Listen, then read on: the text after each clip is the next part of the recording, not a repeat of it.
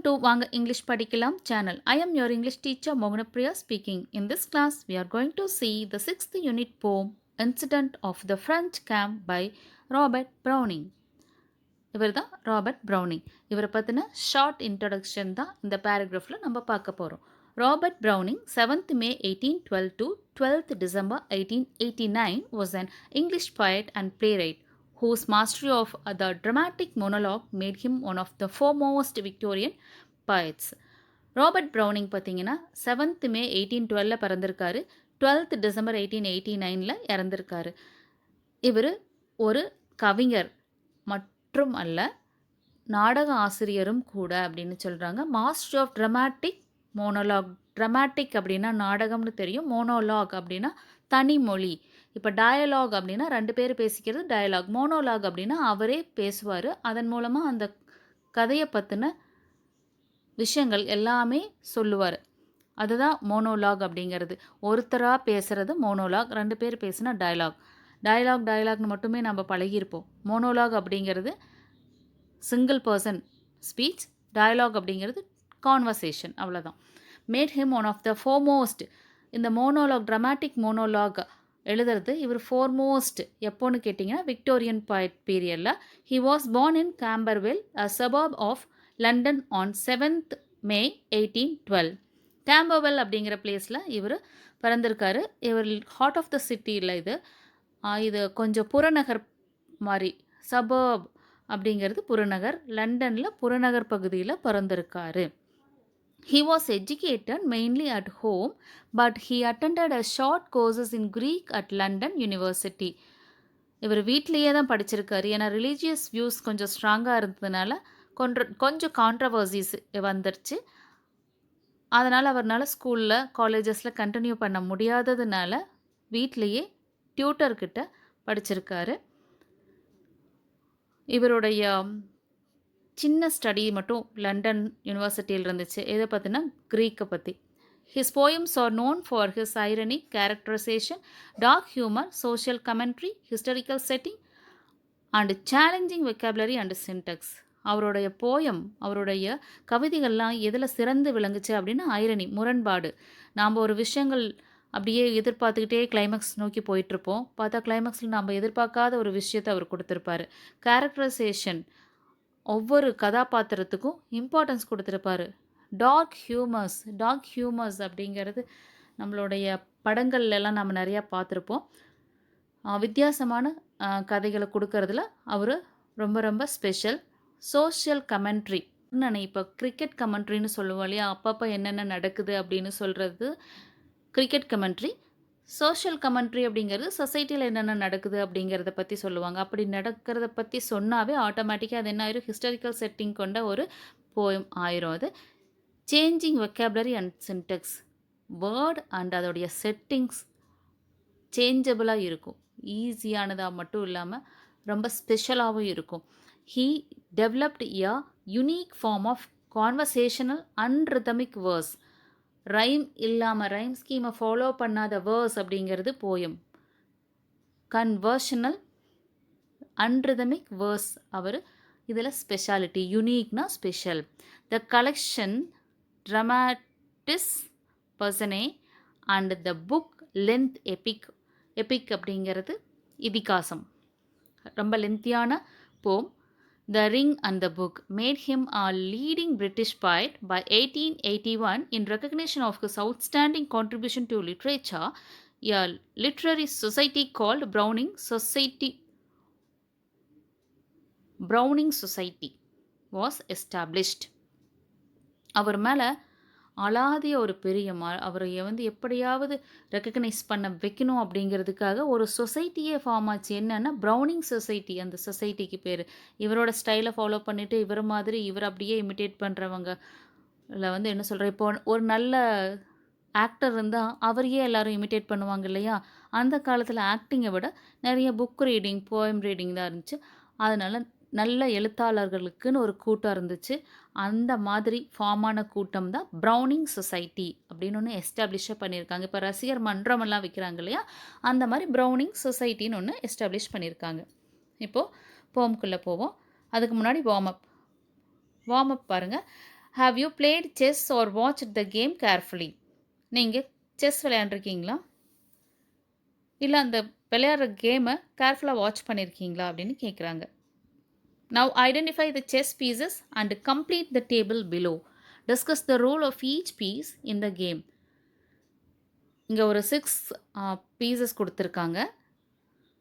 இதோடைய நேம்ஸ் சொல்கிறதுக்கு ட்ரை பண்ணுங்கள். இது எப்படி மூவ் பண்ணுவோம், இதோடைய ரோல் என்ன அப்படிங்கிறதையும் ஃபில் பண்ணுங்கள் உங்கள் புக்கில். Do you know from ancient India to computer age, the military has used chess as both a metaphor and even as training for warfare. அந்த காலத்திலிருந்து ஏன்ஷியன்ட் பழங்காலத்திலிருந்து கம்ப்யூட்டர் யுகம் வரைக்குமே மிலிட்ரி செஸ் காயினை வச்சு செஸ் போர்டில் எப்படி மூவ் பண்ணுறாங்களோ அதுதான் வார், அதுதான் மிலிட்ரி அப்படிங்கிறத அழுத்தமாக சோல்ஜர்ஸுக்கு சொல்லி கொடுத்துருக்காங்க. Chess began in 6th century in India as a 64 square board game.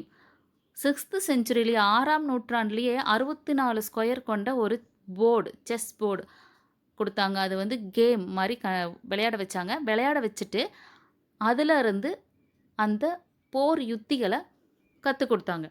Called Chathuranga, அதுக்கு சதுரங்கான்னு பேர். Precisely modelled on the military force of the day.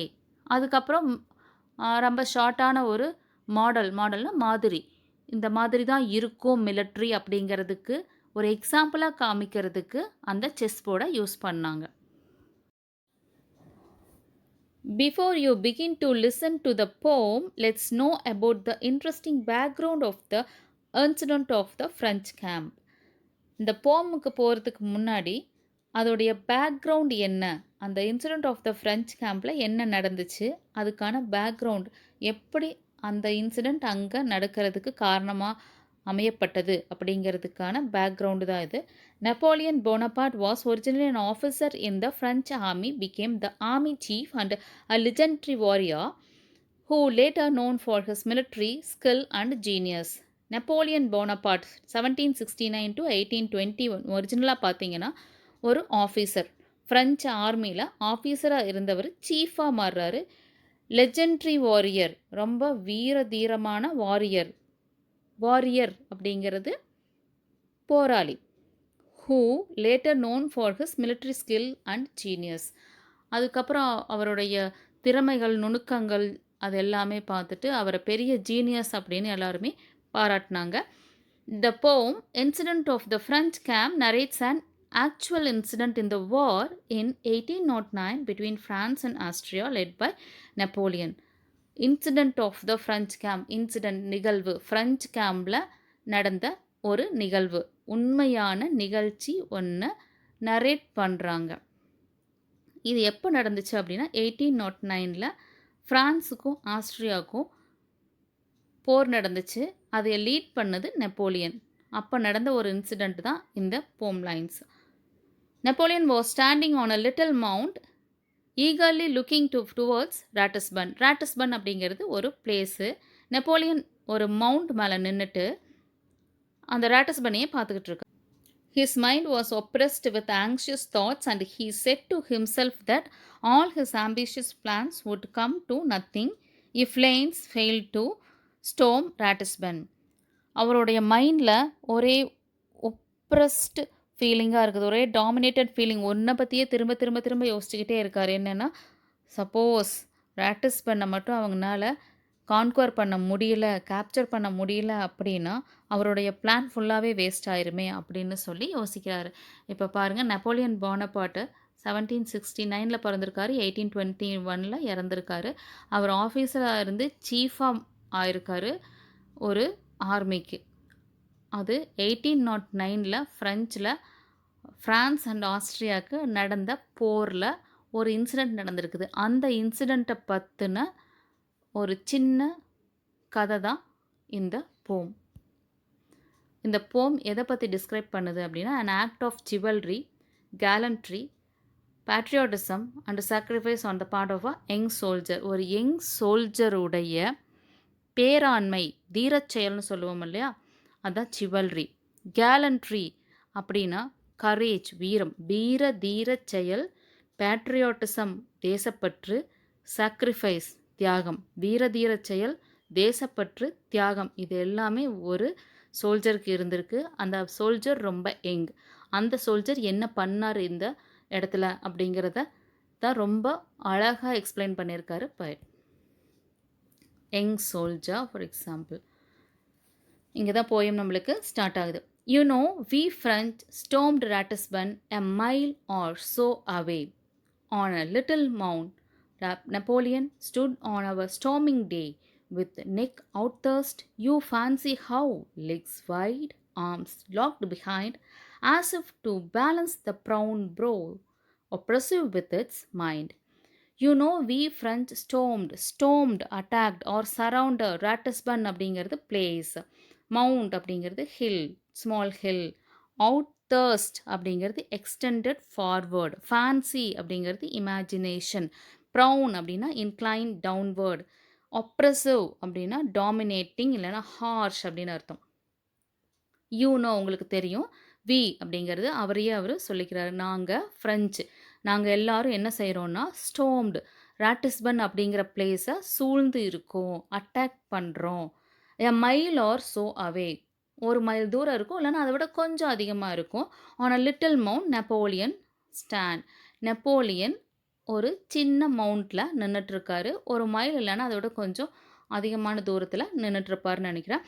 Stood on our storming day, storming டே அந்த அட்டாக் பண்ணுற அந்த டே அன்னைக்கு அவர் அந்த இடத்துல நின்று பார்த்துக்கிட்டு இருக்காரு, எப்படி அந்த போர் நடந்துக்கிட்டு இருக்கு அப்படிங்கிற விஷயத்த பார்த்துக்கிட்டு இருக்காரு. அவர் நின்றுட்டுருக்கிற போஸ்டரை தான் இப்போ சொல்கிறாங்க. ஜெஸ்டர் சொல்லுவோம் இல்லையா, எப்படி நின்றுட்டுருக்காரு அப்படிங்கிற அந்த தோற்றத்தை சொல்கிறாங்க. வித் நெக் அவுட் தர்ஸ்ட், ஏதாவது நம்ம ஆர்வமாக பார்க்கும்போது நம்மள அறியாமல் நம்மளோட நெக் முன்னாடி போயிடும், தலை வந்து முன்னாடி போயிடும், அப்படியே ஃபேஸ் முன்னாடி கொண்டு போய் பார்ப்போம் இல்லையா, அந்த மாதிரி அவர் உத்து பார்த்துக்கிட்டு இருக்காரு. யூ ஃபேன்சி ஹவு, நீங்கள் இமேஜின் பண்ணிக்கோங்க. Legs wide, arms locked behind, நல்ல காலை கொஞ்சம் வைடாக வச்சுக்கிட்டாரு. ஆர்ம்ஸ் கையை பின்னாடி, as if to balance the brown brows oppressive with its mind. அவர் இந்த லெக்ஸை கொஞ்சம் வைடாக வச்சு ஆர்ம்ஸை லாக் பண்ணி நிற்கிறதுல எதுக்காக அப்படின்னா, அந்த ப்ரௌன் இன்க்ளைன்டு ஐப்ரோஸ் கீழே இன்க்ளைண்ட் ஆகிருக்கு, அதைய பேலன்ஸ் பண்ணுறதுக்காக அந்த மாதிரி நிற்கிறாரு. அவருடைய மைண்டு ஃபுல்லாகவே அந்த ராட்டிஸ்பன் பற்றின தாட்டு தான் டாமினேட் பண்ணிகிட்ருக்கு அப்படின்னு சொல்லி இந்த ஃபஸ்ட்டு ஸ்டான்ஸாக முடிக்கிறாங்க. இதில் பாருங்கள், ராட்டிஸ்பன்னை அவங்க சரவுண்ட் பண்ணிட்டாங்க. அதைய தூரத்தில் இருந்து நெப்போலியன் பார்த்துக்கிட்டு இருக்காரு. அந்த டிஸ்டன்ஸ் சொல்லியிருக்காங்க, மைல் ஆர் ஸோ அவே அப்படின்னு சொல்லியிருக்காங்க. அவர் நின்றுட்டுருக்கிற போஸ்டர் ஒரு விஷயத்த நம்ம ரொம்ப வெளியில் கொண்டு வரக்கூடாது, கண்ட்ரோல்டாக நிற்கணும் அப்படிங்கிறதுக்காக அந்த போஸ்டரில் நிற்கிற மாதிரி நம்மளுக்கு சொல்லியிருக்காங்க. As if to balance the prone brows oppressive with its mind, ஃபுல்லாக அந்த மைண்ட் ஆக்குப்பை பண்ணியிருக்குது அந்த வாரை பற்றின விஷயங்கள்னால. அது எல்லாமே நம்ம பேலன்ஸ் பண்ணணும் அப்படிங்கிறதுக்காக தான் கொஞ்சம் லெக்ஸை வைடாக வச்சு ஆர்ம்ஸை பின்னாடி லாக் பண்ணி அவர் அந்த போஸ்டரில் நிற்கிற மாதிரி சொல்லியிருக்காங்க. இதுதான் அந்த போஸ்டர். இது ஸ்டாச்சு கூட இருக்குது. Next stanza. Just as perhaps he mused, my plans that soared to earth may fall. Let once my army leader lanes waver at yonder wall, out twist the battery smokes there flow, a rider bound on bound, full galloping, nor bridle drew until he reached the mount. Just as perhaps he mused, my plans that soar to earth may fall. கொஞ்ச நேரம் அவங்க தாமதிச்சாங்க அப்படின்னா கூட அப்படியே உயரமாக பறந்துட்டுருக்கிற என்னுடைய அந்த கனவு கீழே விழுந்துரும் அப்படிங்கிறதுனால அங்கேருந்தே லேன் என்ன பண்ணுறாருன்னா கையசைக்கிறார். வேவர் அட் யாண்டர் வால், தூரத்தில் இருந்தே. ஜஸ்ட் அஸ் பர்ஹாப்ஸ் ஹி மியூஸ்டுன்னா, மியூஸ்ட் அப்படின்னா என்னென்னா thought deeply. My plans that soar to earth may fall, அப்படியே உயரமாக பறந்துட்டுருக்கிற என்னுடைய கனவு அப்படியே கீழே விழுந்து சுக்கு நூல் ஆயிரும் அப்படிங்கிறதுனால தூரத்தில் இருந்தே அந்த லேன்ஸ் அப்படிங்கிறவர் படை தளபதி, அந்த தளபதி என்ன பண்ணுறார், மார்ஷல் ஆஃப் த ஆர்மி, அவர் தூரத்தில் இருந்தே வேவர் அட் யாண்டர், யாண்டர்னா டிஸ்டன்ஸில், அங்கேருந்தே அவர் என்ன செய்கிறாரு, அப்படியே கையாட்டுறாரு. அவுட், ட்விஸ்ட் அப்படிங்கிறது பிட்வீன் அப்படின்னு அர்த்தம். Betwixt olden English. பிட்விஸ்ட் அப்படின்றது between. The battery smokes through flew a rider. அவர் அங்கருந்தே கை காட்டுறாரு. ஆனா கை வந்து எனக்கு சரியா தெரியல. ஏன்னா ஃபுல்லா எப்படி இருக்குன்னா, ஸ்மோக்கியா இருக்குது. அந்த லீடர் நம்ப வெற்றிய தெரிஞ்சுக்கணும் அப்படிங்கிற ஒரு ஆர்வம் அந்த மார்ஷலுக்கு. அத அவரு சொல்ல வர்றதுக்கு கையாட்டுறாரு. அதுக்கு முன்னாடி ஒரு சோல்ஜர் ரொம்ப வேகமா ரைட் பண்ணிட்டு வராரு குதிரையில. Bound on bound full galloping ரொம்ப ஃபாஸ்ட்டா. Not bridle drew. பிரிட்டில்னா கடிவாளம். கடிவாளம் இழுத்துட்டு until he reached the mound. அப்படியே கடிவாளத்த இழுத்து புடிச்சு அப்படியே ஃபுல் கேலப்பிங்ல வந்துகிட்டே இருக்காரு. இப்போ செகண்ட் ஸ்டான்ஸால என்ன சொல்றாரு? அங்கருந்து லேன் வேவ் பண்றாரு. கைய ஆட்டுறாரு. அந்த கைய ஆட்டும்போது அவருக்கு அந்த ஸ்மோக்கியா அந்த அட்மாஸ்பியர் இருந்ததுனால, அவருக்கு என்ன சொல்ல வர்றாருங்கிறது தெரியல. இந்த லீடர் ரொம்ப கவலைப்படக்கூடாது. அவருடைய கனவு கீழ விழுந்து சுக்குநூறாய விழுந்துறக்கூடாது அப்படிங்கிறதுனால, என்ன சொல்றாரு அப்படின்னா, அடுத்த செகண்டே ஒரு சோல்ஜர் ஹார்ஸ் எடுத்துக்கிட்டு வேக வேகமா ஃபுல் கேலப்பிங்ல ஸ்பீட்ல வராரு. வந்து அந்த மவுண்ட்ட ரீச் பண்றாரு. Then off there flung in smiling joy and held himself erect by just his horse's mane a boy you hardly could suspect, so tight he kept his lips compressed, scarce any blood come through. You looked twice at it, you saw his breast was all but shortened twice. Then off there flung in smiling joy. அங்கேருந்து அப்படியே பறந்துக்கிட்டு அப்படியே சந்தோஷத்தில் அந்த லீடரை நோக்கி, சீஃபை நோக்கி ஒரு soldier, young soldier பறந்து வராரு. And held himself erect. ரொம்ப ஸ்ட்ரைட்டாக உட்காந்துக்கிட்டு இருக்காரு. By just his horse's mane. அந்த பிடரி முடி சொல்லுவோம் இல்லையா, அந்த குதிரையில் இருக்கும் இல்லையா, பின்னாடி முடி மாதிரி இருக்கும் இல்லையா, அந்த hair. Just his hairs a boy you hardly could suspect. அவ்வளவு எரெக்டாக, அவ்வளவு ஸ்டபர்னா அப்படி வராரு. So tight he kept his lip compressed. அப்படியே டைட்டாக அவருடைய லிப்ஸை ப்ரெஸ் பண்ணி வச்சுருக்காரு. Scarcely any blood would come through. அதை வாயை ஓப்பன் பண்ணார் அப்படின்னா பிளட் அதில் வெளியில் வந்துட்டா என்ன பண்ணுறது அப்படிங்கிறதுக்காக அப்படியே இப்படி கம்ப்ரஸ் பண்ணிட்டு வந்துக்கிட்டு இருக்காரு. யூ லுக் டு ட்வைஸ் எழா. You saw his breast was all but shortened twice. கொஞ்சம் நல்லா பார்த்தீங்க அப்படின்னா அவருடைய அந்த பிரஸ்ட்டு 2 இடத்துல சுடப்பட்டிருக்கு. அது நல்லா பார்த்தா தான் தெரியும். ஏன்னா அவருடைய ஃபேஸில் அவ்வளவு ஸ்மைலிங், அவ்வளவு எரெக்ட். ஒருத்தரை 2 தடவை சுட்டுட்டாங்க, அந்த பிரஸ்ட்லேயே நெஞ்சிலேயே சுட்டுட்டாங்க 2 தடவை அப்படின்னா அவர் அவ்வளவு ஒரு ஸ்ட்ராங்காக ஸ்டாமினாவோட ஸ்மைலிங் ஃபேஸோட அவ்வளவு ஃபாஸ்ட்டாக வர முடியுமா? அதுதான் அந்த சோல்ஜர். அந்த சோல்ஜருக்கு அந்த நாட்டு மேலே இருக்கிற பற்று, அந்த லீடர் மேலே இருக்கிற ஒரு சின்சியாரிட்டி தான் அவரை வந்து அப்படி இந்த 2 தடவை ஷூட் பண்ணப்பட்டதுக்கப்புறமும் வர வைக்குது அப்படிங்கிறத இங்கே நம்மளுக்கு சொல்கிறாங்க. நெக்ஸ்ட் ஸ்டான்ஸாக பாருங்கள். Well cried he, Emperor, by God's grace we have got you Ratisbon. The marshals in the marketplace, and you will be there anon to see your flag bird flap his wings. Were I to heart's desire purged him, the chief's eyes flashed, his plans soared up again like fire. Well, cried he, well, Emperor, by God's grace, கடவுளுடைய ஆசீர்வாதத்தால், கடவுளுடைய கருணையினால் நாம் ராட்டிஸ்பன் கைப்பற்றி விட்டோம் அப்படின்னு சொல்கிறார். We have got you. உங்களுக்கு நாங்கள் ராட்டிஸ்பனை கொடுத்துட்டோம். The marshal in the market place and you will be there. Marshal அங்கே இருக்கார் மார்க்கெட் பிளேஸில், நீங்களும் அங்கே அனௌன்னா சூன், சீக்கிரம் அங்கே இருப்பீங்க. To see your flag bird flap his vans அப்படிங்கிறது விங்ஸு. ஃப்ளாக் பேர்ட் அவங்களுடைய சிம்பிள். அந்த ஃப்ளாகில் இருக்கிறது ஒரு பேர்ட், ஈகிள் மாதிரி இருக்கிற ஒரு பேர்ட். அந்த பேர்டு நம்மளுடைய ஃப்ளாகில் மார்க்கெட் பிளேஸில் ஃப்ளாப் பண்ணுறது நீங்கள் பார்க்க போகிறீங்க அப்படின்னு சொல்கிறாரு. வேர் ஐ டூ ஹார்ட்ஸ் டிசையர் பர்ச்ட் ஹிம்.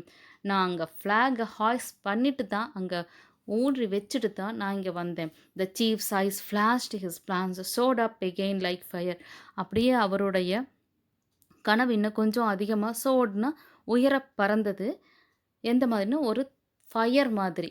இப்போ என்ன சொல்கிறாரு, என்ன விஷயத்த கொண்டு வந்தாரோ அந்த விஷயத்த கன்வே பண்ணிட்டார். உங்களுக்காக நாங்கள் ரேட்டஸ்பர்னை கைப்பற்றி விட்டோம். மார்ஷல் எல்லாரும் உங்களுக்காக மார்க்கெட் பிளேஸில் வெயிட் பண்ணிகிட்ருக்காங்க. சீக்கிரமாக நம்மளுடைய நாட்டுக்கொடி அங்கே பறக்கும் அப்படின்னு சொன்ன உடனே இவருக்கு அவ்வளவு சந்தோஷம். அந்த சந்தோஷத்தில் அப்படியே அவருடைய கண்ணெல்லாம் அவ்வளவு ஃப்ளாஷ் ஆகுது. The chief's eye flashed, but presently softened its as sheep's from the mother eagle's eye. When her bruised eaglet breathes, you are wounded? Nay. His soldier's pride touched to the quick, he said, I am killed, sir. And his chief beside, smiling, the boy fell dead. ரொம்ப சந்தோஷமாக என்ன செய்கிறாரு, அப்படியே கண்ணில் அப்படியே flash ஆகுதா அந்த சந்தோஷம். அப்படியே டக்குன்னு அந்த ஃப்ளாஷு ஒரு அம்மா ஈகிள், மதர் ஈகிள், அம்மாவாக இருக்கிற ஒரு கழுகு அதோடைய சின்ன குட்டிக்கு அடிபட்டால் எந்த மாதிரி அதை அப்படியே சுருங்கி துவண்டு போகுமோ அந்த மாதிரி சீஃபோடைய கண்கள் அப்படியே துவண்டு போச்சு அந்த சோல்ஜரை பார்க்கும்போது. ஏன்னா அவர் அவ்வளோ நேரம் அவருடைய பிரஸ்ட்டை பார்க்கல, அந்த காயத்தை பார்க்கல, அதிலிருந்து ஊஸ் அவுட் ஆக போகிற பிளட்டையும் பார்க்கல. டக்குன்னு அந்த விஷயம் ரீச் பண்ணதுக்கப்புறம் அவருடைய பிரஸ்ட்டை பார்க்குறாரு. அவர் அடிபட்டிருக்கிறது அவருக்கு அப்போ தான் தெரியுது. Soften itself but presently அப்படி ஃப்ளாஷ் ஆன ஐஸ் அப்படியே சாஃபன் ஆயிடுச்சு. எந்த மாதிரி ஷீப்ஸ் அப்படியே ஃபுல்லாக from the mother eyes when her bruised eaglet. குட்டி ஈகிள் மூச்சு விடவே கஷ்டப்பட்டுக்கிட்டு இருந்துச்சுன்னா அதை எப்படி அந்த மதர் ஈகிள் பார்த்துக்கிட்டு இருக்கோம், கவலைப்படும் இல்லையா, அந்த மாதிரியான ஒரு கவலை அந்த சீஃபுடைய கண்ணிலையும் தெரிஞ்சிட்டு யூஆர் wounded, நீ காயப்பட்டிருக்கியா அப்படின்னு கேட்குறாரு. நேனா no. His soldier's pride touched to the quick, he said, I am killed. Soldier அந்த ப்ரைடு கொஞ்சம் கூட குறையாம காயமெல்லாம் படல, ஐ எம் கில்டு, நான் கொலை செய்யப்பட்டு விட்டேன் அப்படின்னு சொல்கிறாரு. இதுக்கப்புறம் யாராலையும் என்னை காப்பாற்ற முடியாது. ஏன்னா 2 ஷாட் அவருடைய பிரஸ்டில். And his chief beside smiling the boy fell dead. இந்த அளவுக்கு ஒரு சக்ரிஃபைசிங் டிவோட்டிங் சோல்ஜர் பாருங்கள். அப்படியே நான் காயப்படவில்லை, கொலை செய்யப்பட்டு விட்டேன் அப்படின்னு சொல்ல அப்படியே விழுகிறாரு. ஆனால் அவர் தான் அந்த 1 மைல் ஆர் அவேலேருந்து ஹார்ஸை ரைட் பண்ணிவிட்டு வந்து நான் தான் ஃபஸ்ட்டு என்னுடைய சீஃபுக்கு அந்த விஷயத்தை, சந்தோஷமான விஷயத்தை சொல்லணும், அந்த சொல்லும்போது அவருடைய கண்களில் தெரிகிற சந்தோஷத்தை நான் பார்க்கணுன்னு ஓடோடி வந்தார். ஓடி வந்து அந்த விஷயத்தை கன்வே பண்ணின அடுத்த செகண்டு அவர் கீழே விழுந்து இறந்துடுறாரு அந்த சீஃபுக்கு பக்கத்துலேயே. இதோட இந்த போமை முடிக்கிறாரு போய்ட். ரொம்ப அழகான ஒரு பேட்ரியாட்டிக் போயம் இல்லையா இது. க்ளாசரி அப்பப்போ நான் உங்களுக்கு அங்கேயே மீனிங்ஸ் சொல்லிட்டேன், இருந்தாலும் திரும்ப பார்த்துக்கோங்க. As usual book back solutions ஃபுல்லாமே கொடுத்துட்டேன். இது ஃபில்லப்ஸ்க்குரிய ஆன்சர்ஸ். இதுவுமே ஃபில்லப், இது ஃபுல்லாமே ஃபில்லப்ஸ். பேராகிராஃப் இதை வச்சே நீங்கள் பேராகிராஃப் எழுதுறதுனா கூட எழுதிக்கலாம். ஏன்னா அவங்க கொடுத்ததுலேருந்தே எழுதின மாதிரி இருக்கும், புக் பேக்லேருந்தே எழுதின மாதிரி கூட இருக்கும். இது புக் பேக் கொஷின்ஸ். இந்த கொஷின்ஸ் அப்ரிசியேஷன் கொஷின் ப்ளஸ் இதுவுமே நீங்கள் படிச்சுக்கணும் எக்ஸாமுக்கு. அது அப்படியே 2 கொஷின்ஸாக கொஞ்சம் கிளாரிட்டியாக இருக்கும் அப்படிங்கிறதுக்காக கொடுத்துருக்கேன். நீங்கள் ஆஸ் யூஷுவல் பாஸ் பண்ணிக்கோங்க, அப்படி இல்லைன்னா அப்படியே ஸ்க்ரீன்ஷாட் எடுத்துகிட்டு எழுதிக்கோங்க, ஈஸியாக இருக்கும். JKLMNO வரைக்கும் இருக்குது. லிட்ரரி டிவைசஸ் கொடுத்துருக்காங்க பாருங்கள். Mark the rhyme scheme of the poem. The rhyme scheme for the first stanza is as follows. How, brow, behind, mind. A B A B. இது கேப்ஸ் கொடுத்துருக்காங்க. ஸ்மால் பி தான் போடணும். அலிட்ரேஷன் நம்மளுக்கு தெரியும். அலிட்ரேஷன்னா என்ன அப்படிங்கிறது தான் சொல்லியிருக்காங்க. Repetition of same vowel sound. Repetition of same consonantal sound அப்படின்னா அசனன்ஸ் அப்படிங்கிறத நான் முதலே சொல்லியிருக்கேன். நீங்கள் எப்போ எழுதும்போதுமே இந்த ஃபர்ஸ்ட் லைன் இந்த மாதிரி ஸ்லாஷ்குள்ளே எழுதணும். ஏன்னா நம்ம ரெப்பிட்டேஷன் ஆஃப் சேம் கான்சனன்டல் சவுண்டு தான் சொல்கிறோம். கான்சனன்ட்டு சொல்கிறது இல்லை. அதனால் இந்த மாதிரி ஸ்லாஷ்குள்ளே எழுதுனீங்கன்னா தான் அது சவுண்டை ரெப்ரசன்ட் பண்ணுதுன்னு அர்த்தம். Synecdoche, a figure of speech in which a part is made to represent the whole or vice versa. ஒரு சின்ன விஷயத்த சொல்லாமல் இப்போ கிங் அப்படின்னு சொல்கிறது அந்த ஸ்கெப்சர் அப்படிங்கிறது கிங் அப்படியே அந்த நாட்டையே சொல்லுவோம் இல்லையா. இது உங்களுக்கு இன்னொரு வேர்ட் கொடுத்துருக்காங்க பாருங்கள். Here the French refers to the country and not the army. இதுதான் உங்களுக்கு எக்ஸாம்பிளாக கொடுத்துருக்காங்க. ஃப்ரெஞ்ச் வி ஃப்ரெஞ்ச் அப்படியெல்லாம் சொல்கிறாங்க இல்லையா. அப்பப்போ அது உங்களுக்கு சினக்டோட்.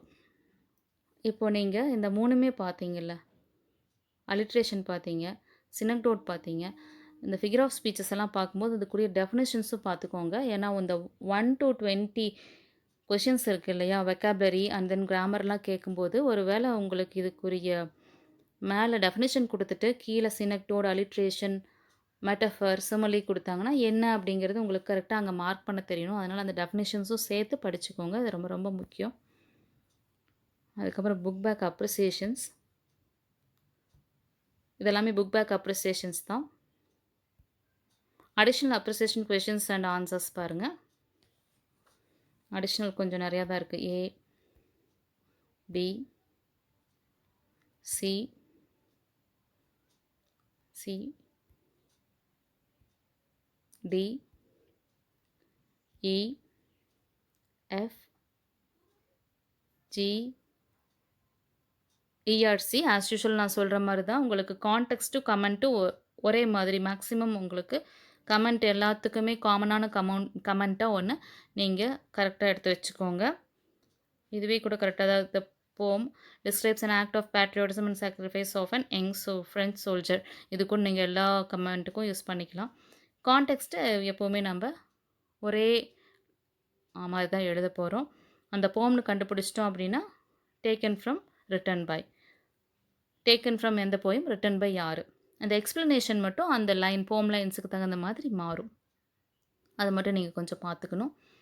ஒரு 3 எக்ஸாம்பிள்ஸ் இருக்குது. நீங்கள் அப்படியே ட்விஸ்ட் பண்ணி பார்த்துக்கோங்க. ஈஸியாக இருக்கிற மாதிரி கிளாரிட்டிக்காக நான் கொடுத்துருக்கேன். சப்போஸ் அப்படி டேர்ன் ஆகிற மாதிரி இருந்துச்சு உங்களுக்கு இந்த மாதிரி அப்படின்னா ஸ்க்ரீன்ஷாட் எடுத்துக்கோங்க. ஜஸ்ட் உங்களுடைய ஈஸினஸ்க்காக தான் நான் செஞ்சேன்.